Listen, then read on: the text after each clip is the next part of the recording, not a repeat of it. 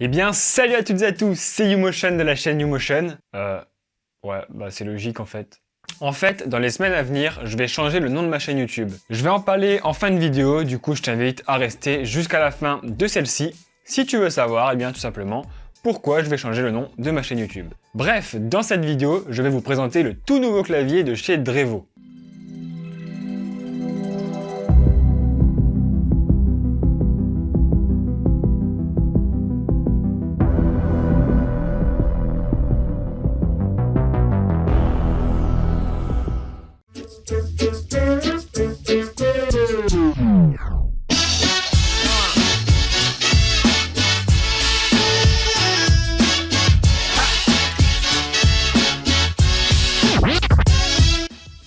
Alors au moment où je tourne cette vidéo, je suis le seul youtubeur français à vous proposer une vidéo de présentation de ce clavier.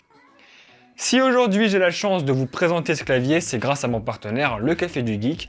Je vous mets comme d'habitude leur site internet, leur Tipeee et leur Twitter en description de la vidéo.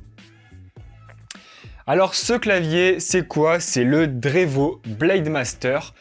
La version que j'ai en test, c'est la version TE, à savoir la version filaire. Bref, vous l'aurez compris, ce clavier est vendu dans deux versions, une sans fil et une filaire. La version Blademaster TE avec fil et la version Blademaster Pro sans fil. Du coup, la version filaire est sortie en septembre et la version Pro sortira en novembre. Mais en réalité, les prix sont assez changeants et assez bizarres en fonction des sites. Alors au niveau du prix, c'est un peu compliqué parce que le clavier a été financé par une campagne en fait sur Kickstarter. Le site entre guillemets officiel sur lequel on peut acheter le clavier s'appelle Army Your Desk. Le clavier en version filaire est vendu 75 $ sur ce site, à savoir 65 €. Il est bien entendu disponible en version française.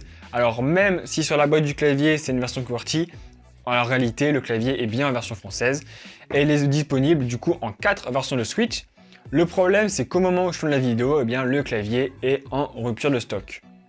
Du coup, pour ceux qui veulent absolument le clavier, eh bien sachez qu'il est vendu en ce moment même sur Amazon, mais plus cher, il est vendu 90 € en version avec les Switch Brown. Et la version Pro sortira en novembre. Là par contre, vous pouvez déjà l'acheter sur Army Your Desk puisqu'il est disponible. Alors par contre, il est disponible en précommande, donc vous ne l'aurez pas tout de suite.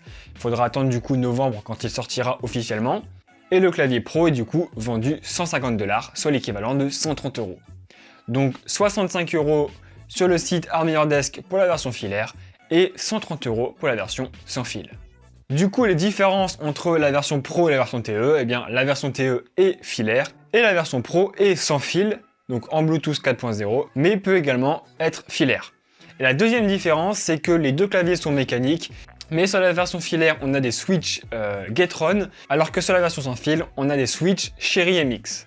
Je vous mets d'ailleurs à l'écran les types de switch disponibles sur chacun des claviers. Comme vous pouvez le constater, le clavier est vendu dans une boîte franchement fort sympathique.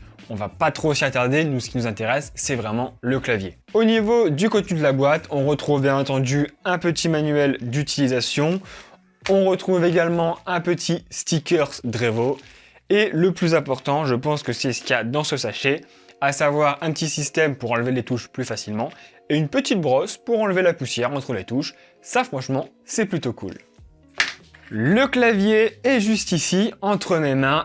Comme vous pouvez le constater, le clavier est petit, il est compact, pour deux raisons. La première, c'est qu'il n'a pas de bord, alors on aime ou on n'aime pas, personnellement je trouve ça vraiment sympa. Et la deuxième raison pour laquelle le clavier est très compact, c'est parce qu'en fait c'est un clavier au format TKL, c'est-à-dire qu'il n'a pas de pavé numérique sur le côté, tout simplement. Alors s'il n'y a pas de pavé numérique, c'est pour une simple bonne raison, c'est que Drevo a décidé de l'enlever pour laisser plus de place à la souris, tout simplement. Alors au niveau du clavier, eh bien, il est très bien assemblé. On a la plaque au-dessus qui est en métal. D'ailleurs, c'est gravé Drevo et c'est très joli. Au niveau du câble, eh bien, c'est du plastique. Il est assez épais et a l'air assez solide, mais malheureusement, il n'est pas tressé. Le reste du clavier est en plastique, mais c'est vraiment très bien assemblé. Et les touches sont en plastique également, mais elles sont en plastique avec un effet gomme en fait, un petit peu soft touch. Les touches sont très douces au toucher et c'est franchement très agréable. La version du coup que j'ai en test, eh bien c'est la version avec les switches Brown. Alors honnêtement, je ne suis pas un professionnel des claviers mécaniques. Du coup, entre la version Gateron du clavier filaire et la version Cherry MX du clavier sans fil, je ne sais pas réellement quelle différence il y a. En tout cas, je peux vous assurer que la version Gaitron avec les switches Brown sont vraiment super. Le clavier est vraiment très agréable. Les touches sont relativement silencieuses, la course est vraiment très rapide et au niveau du toucher, c'est vraiment très agréable. Pour les parties de gaming que j'ai pu faire avec ce clavier, c'est vraiment un pur bonheur. Autre chose avec ce clavier, il est RGB, il y a pas mal d'animations lumineuses. Franchement, au niveau de l'éclairage, c'est super propre. Il y a pas mal d'effets différents, on peut bien entendu régler la vitesse, des modes différents, la couleur, etc. Et franchement, le rétroéclairage de ce clavier est juste magnifique. La dernière chose qu'il y a à savoir avec ce clavier, c'est qu'on retrouve sur le côté gauche du clavier une petite molette. Alors c'est une petite molette qui permet de paramétrer le clavier. Donc par exemple, c'est grâce à cette molette là que vous changerez de mode de couleur.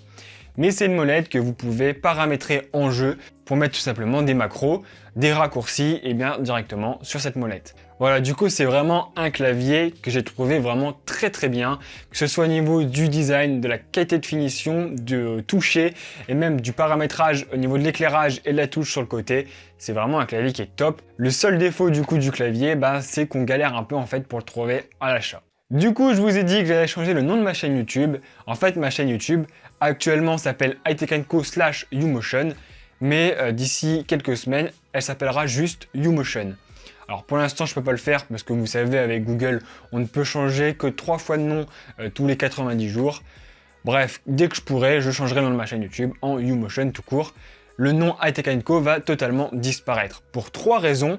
La première, c'est que du coup, je me cache en fait derrière 2 pseudos, le pseudo umotion et le pseudo hightech&co. Les gens savent pas réellement qui c'est hightech&co. Du coup, les gens m'appellent hightech&co alors que moi c'est umotion et du coup c'est un peu le bordel. En plus, les gens ne savent pas trop écrire hightech&co, il y a plein de versions différentes d'hightech&co. Du coup, les gens ne savent pas réellement qui je suis et c'est un peu le bordel. La deuxième raison, c'est que en appelant ma chaîne hightech&co, je me limite à la high-tech. Alors, ma chaîne ne va pas devenir une chaîne poubelle où en fait je vais faire plein de trucs différents, genre du gaming, des tutos beauté, la cuisine, etc. Loin de là. C'est juste que, si ma chaîne s'appelle umotion, je vais pouvoir faire des sujets comme par exemple gaming et cinéma qui se rapprochent fortement du domaine de la high-tech.